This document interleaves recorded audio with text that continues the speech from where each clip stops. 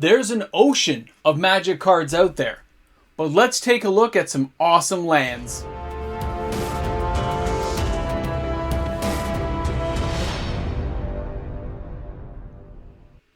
Hi everyone and welcome back. MTG Moxman here. If you're new to my channel and you've just found me in the nacho cheese universe of YouTube, thanks a lot for checking out this content today. Hope you had a great time while you were here. You got to hang out, put some comments in the comment section. And of course, you hit that subscribe button. You join the channel because it is free to do, helps the channel grow, and we are less than 300 subscribers away from getting to 8K subscribers. Can't wait to see you guys then. We're gonna have a blast. So today's video, we are taking a look at a whole bunch of land cards that I see value in. Some may not have happened yet, some I see for the future, and a few cards you probably don't want to buy because I think they're headed for a reprint soon, which will bring that value down. So let's go ahead and take a look at some amazing Magic the Gathering land cards, because let's face it, you gotta have a good mana base to build your deck upon. Let's get at it. The first card I want to talk to you about today is going to be Hall of Storm Giants Adventures in Forgotten Realms. Now, when this thing first came out, it was around the $5-6 mark. I think it was like $8 in Canada, and it really just kind of plummeted down when Dungeons & Dragons did not meet the expectations of the player base.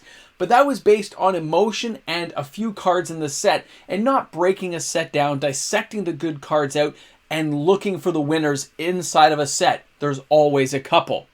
When you look at this and you realize this is a land that comes into play untapped, which is something I always look for, as long as it's your first or second land you're putting in.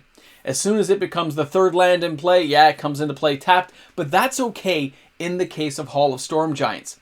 This land can become a 7/7 creature. That is something your opponents will see as a threat. It is something that must be dealt with, and they're going to hold cards in reserve. They're going to be searching for ways of dealing with this card.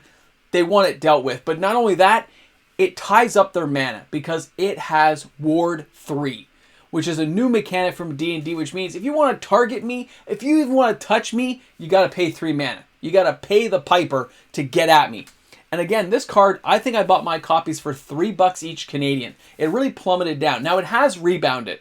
You can see there, it's around the $4 mark. The average is $3.98 US. The market has it around $4.08. Forget those numbers right now. Will it go down after it rotates out? Will Dungeons & Dragons have a lot more box openings happening where new stock will enter the market?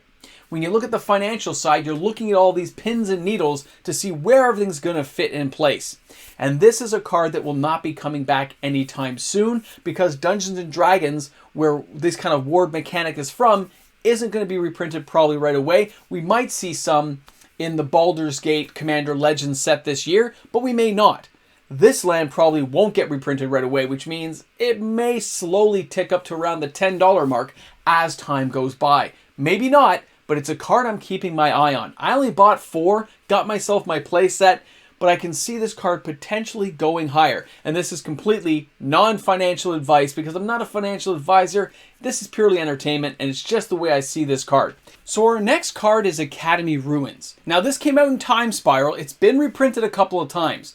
At one point, this card was as high as $40. Wizards has reprinted it and forced that value down.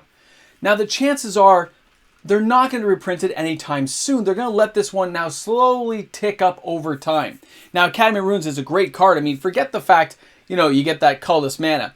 But it also can put an artifact from your graveyard back on top of your library. And depending on the deck you're playing and what damage you're trying to inflict upon your opponent, this can be a real advantage to your deck. Now, Academy Ruins, as I said, being a Time Spiral card, it has some age. But when you see the value go that low, you have to ask yourself, is Wizards likely to reprint this and force the value down lower? Or do they want it to recuperate some value and slowly rise up? So when you can have this card for $10, $12 Canadian, $10.99 US, markets like $9.54. A foil one will be a little bit harder, of course, and this is the Time Spiral foil, which is still a slightly more rare foil. I would recommend going for the OG version just because it's original. Okay, it has an older value to it, but I can see that they're probably not likely to reprint it. It's probably going to have to wait a couple of years. They're going to have to let it cycle up and gain and regain a little bit of value from what they've done to it. They've really beat it down, and they don't like their cards going to zero, so they're going to hold back on this for a while. You can almost see how Wizards likes to do these things as a cycle of cards goes by over time. So keep this card in mind. It's going to sit there and be bottomed out for a while, which means the value is ripe for the picking if you're a person who wants to get it for a deck, or you want to buy a few copies to flip later on. I can see it happening. You guys let me know what you think. Now, our next card I want to show you guys is going to be the Biblioplex. This is a card a lot of people called me out on, said it's junk, I hate this card. I still see value there. It is a copy, a weak copy, of Library of Alexandria. Now, I have used this card effectively in numerous decks right now on Arena to be able to draw sorcery cards and instant cards I need. Now, that means this is a pump card. I got to have a lot of mana out, but I can use this card to draw and cycle through my deck far faster than my opponents usually can, because if you have 4 of these in your deck, they're not legendary, and if you're using a board clearance deck or a major instant or sorcery deck, you can really go hunting for the cards you need to have, and if you don't get them, you can flip it into your graveyard and move on to the next card with your next Biblioplex. I gotta say, when you see the market value is 14 cents a card, and the average is like 50 cents, a foil is like 72 cents, you see where I'm going with this? All it takes is 1 or 2 good instant and sorcery cards that people want to be able to use, or enough of them put together into a deck or a deck concept idea to make a card like Biblioplex catch on fire and be desirable. And it doesn't come into play tapped. It does tap for your colorless mana, so you can get things going. And yes, 2 in tap does tie up some mana, but you just do it at the end of your opponent's turn when things are looking rough. You gotta have 0 cards in hand or 7. But we all know with the right type of instant sorcery deck, a board wipe deck, you can get down to 0 cards extremely quickly. Alright guys, I'm just saying, I can see it going above the 14 cents and probably hitting a few dollars, which means somebody's going to make some money. I myself, I think, to be honest, I got about 80 copies of this card, maybe even higher at this point, because at that cheap of a level, I was buying the full art foils, as many as I could, because I just like the card.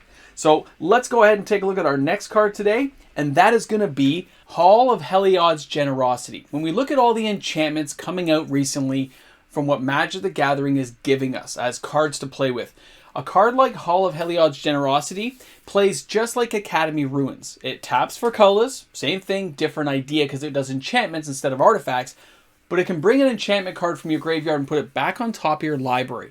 That's a pretty amazing card, and the good news is with the amount of cool enchantments we're seeing, it makes this card actually quite desirable in the long run if they don't reprint it too often. Now, it's just starting to uptick nowadays where people are starting to expect that $10 to $12 range Canadian to get that card. You can see here the prices are like $8, $9 US, and hey, €4.48 to get that card into your house is a pretty good deal. But with the amount, like cards like Serra's Sanctum for a commander deck, this card is going to have playability. It's going to have desirability. And if we see a return to another set that has mega enchantment cards and sagas and stuff that we want to bring back, this card's going to get a lot more play than what people realize. So it's a card to keep your eye out for if you want to get a copy for a deck, or if you're an investor, you want to flip a few copies, maybe grab 3 or 4, have a play set on hand in case you want to flip that down the road and make some extra cash. A very unique card with very unique mechanic. Wait, no it doesn't. It's copying Academy Ruins, but still, it's a great card, let's be honest. Now, when we're taking a look at our next card, which is Prismatic Vista, come on, Modern Horizons card that is amazing. The idea of paying 1 life, sacrificing, going searching to get the land you need is just epic. Okay, I was so happy when I got my playset out of my Modern Horizons boxes. I didn't need anything else. I got a playset out of the 3 or 4 boxes I opened. I was very happy. But look at the trend on this card. You can look at this card right now and say, we're looking at $30 US, $35 Canadian. Foils go for a lot more, obviously. You can see it's like 40 bucks US. And we got €26.92 to get that card. But that little wavering line you're seeing on the stock grid there lets you know it's going up and down very, very slightly. It's not having major upswings or major downswings. But how often is Wizards going to print this? How often will we see it coming around? And since they know it's a very desirable land, just like a fetch land, chances are it's not going to get reprinted as much as we think. And on a track sheet when they print it, even though it might stay in the rare slot, it's going to be a rare to get, because not every rare gets printed equally, right? So this guy will be a little bit harder to get because they know the value's there, and they like to keep that value probably around that mark, because that's just like a fetch land to them. Keep that in mind. If you have some and you want to trade in, expect to get fair trade value for this card. If you have some and you want to get more, you're going to be paying a fair amount to get them unless you can trade and get them. Prismatic Vista is here to stay. Great card, great value, but I don't see it being reprinted right away, so its value is going to stay a little bit higher than what Wizards wants. In the next couple of years, we're going to see a reprint, probably Modern Horizons 3 in some specialty slot. Now for our next card today, you know I like these lands. I do. The cards that came from Kamigawa Neon Dynasty and getting it at the base level when they're low are just epic. Now, the Ganjo Seat of the Empire, because I can't pronounce the names correctly, yes, it comes into play untapped. Yes, it's legendary. I'm actually playing with 4 of these right now. I get them as a land, which is great, and the other ones I hold to nuke creatures that come my way, or specifically land creatures. When I place a black deck, and they've got that Eye of the Hive Tyrant, the little black land creature, I like to nuke it with this thing as soon as it comes out if I don't have a land destruction card, and it works like 90% of the time, and I like having it around. The other times, if I've had to put another land in play, I tap the first one, drop this into play, sack the one that was tapped, and then I can use this for mana as well. A very versatile card at a very cheap price right now that has multiple uses with its channel ability and not being able to be really countered unless they have a very specific card to stop it. This card is going to do very well, as are most of the land cycle from Kamigawa. It's something to pay attention to that I think a lot of people are missing out on. The next card I want to speak to you about is Yavimaya, Cradle of Growth. This is the retro frame, Modern Horizons 2. Come on, biggest seller of 2021, but now we're in 2022. This land has settled down to below $20 US. You're looking at an average price of $18.36 US. This card's about 20 bucks in Canada. They're really close in price, which means in Canada it's probably a little bit cheaper. The market price is $16.97 US, and a foil is going to run you $28.01, where here in Canada the foil is like 25 bucks shipped to your door. So when you look at this card, you see where it was when it first came out, which was ridiculous. It's dropped right down to like a bottom barrel price. This card is not going to stay here. If Wizards ever gets to finish that cycle of lands, if they actually complete it with Urborg, Tomb of Yawgmoth, and you start adding all these lands and make all the other lands tap for other stuff, you could have an amazing combination of synergy for commander decks for other formats. It's just, I can see it happening. Wizards knows what they're doing. This card is not designed to stay at this level. It's going to be picking up over time. Do I think it will fall a little bit lower? I actually do. I think this is a card that you could probably wait another 6-7 months on, and it's not going to do much. But that's to everyone else's detriment, not your own. If you can grab a playset, I do recommend grabbing this one. Non-financial advice, of course. I myself will be buying more of these as I see the prices dip to a level that I really can't ignore for the possible future returns on a card like this. So, way to go, Yavimaya. Thank you for dropping so low. I'm looking forward to see what you bring me in the future. Let's go ahead and take a look at our next card today. And of course, it's Urborg, Tomb of Yawgmoth. Now, I'm showing this card specifically because it has been reprinted, it's been around, but look at the price point. With an average price of $31.48 US, the market price is $30.35 US, a foil is $45 US. And it's €16.59 to get that card into your house. Now, if you go for an original card like this and you see it, you're going, yep, I gotta have that card. I want like an OG original. Guys, this is the time to buy it. This card's not going to do much for a while. It's not going to go up. It's not going to go down. It's going to stay pretty steady. It's had a few dips and rises, but it's kind of staying across the board where I expect to see a card at this level. But it just brings back to what Yavimaya will be. This is the template. You can see the exact same type of effect. Different color, I agree. Different color house wheel. But you can see it's designed to be the same type of card. Wizards does not stray far from the path when they're designing cards like this. They have purpose that we don't know about yet. So keep an eye on a card like that. My gut tells me you might want to pick some of these kind of guys up because they're just too decent to pass up on. They shouldn't be ignored for what they are. And a lot of people have just moved on to other things and are forgetting about them. Yeah, not my problem. Now, our last card I want to talk to you about is Cabal Coffers. Again, Modern Horizons 2. This card in the OG originals, what I have a copy of, it's amazing. And you might want to go for a foil if you can afford it because it's the original. And foils back then were still hard to get. Cabal Coffers was finally reprinted. It's brought the price down. That's amazing. But it's really bottomed out. Like, look how low this thing is. You're looking at $20.91 US. The market average is $19.23. A foil is $29.90 US. And then it's €11.82 to get you that card. It's $24 here in Canada.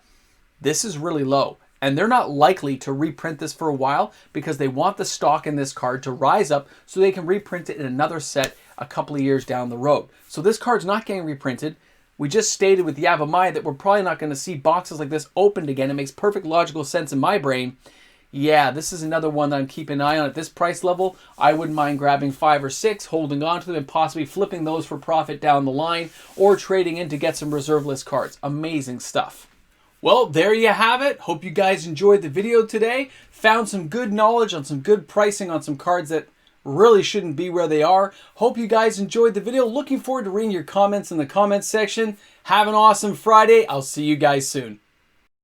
And of course, a big shout out goes to each and every fantastic patron on the channel. Thank you again for all that support, guys. You show each and every day. Patrons make the channel happen. Have a great one. I didn't psych you guys out. You made it to the end of the video, and you deserve to be rewarded for your effort, your time. How about we do a charmed sleep? Charmed sleep. Feels like it's right out of a D&D novel, you know? Charmed sleep, going in that 10K bin. Boom! Who knows what'll happen when we get to 10K, but it's going to be exciting. Can't wait to see you guys there. Yeah, I'm caffeinated, so what? It's an awesome day. I'll see you guys soon. Have an awesome day today, man. Lots of good lands out there.